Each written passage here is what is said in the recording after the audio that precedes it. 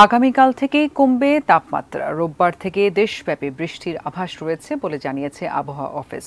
তখনও ব্যবসা গরম থাকবে, তবে সার্বিক তাপমাত্রা সহনীয় মাত্রায় থাকবে। এদিকে যশোর চুয়াডাঙ্গা তাপমাত্রা কিছুটা কমলেও আজ ঢাকায় তাপমাত্রা বেড়েছে।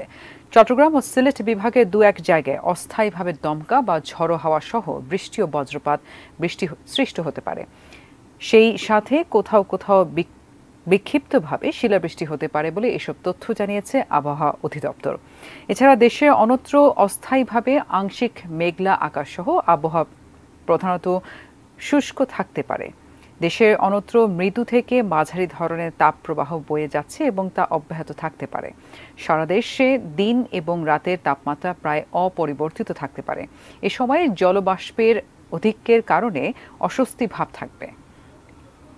আমরা আশা করছি আগামীকাল তাপমাত্রা দেশের অনেক জায়গা থেকে কমে যাবে এবং তবে তাপদাহ কিছু কিছু অংশ থাকবে, বিশেষ করে দেশের পশ্চিমাঞ্চল, ঢাকার পশ্চিমাঞ্চল, বিশেষ করে খুলনা এবং রাজশাহী বিভাগ এবং রংপুর বিভাগের কোথাও কোথাও তাপদাহ থাকবে। তবে তাপমাত্রা ধীরে ধীরে কমের দিকে চলে যাবে এবং দেশের কোথাও কোথাও বৃষ্টিপাতের সম্ভাবনা আছে আগামীকাল থেকে।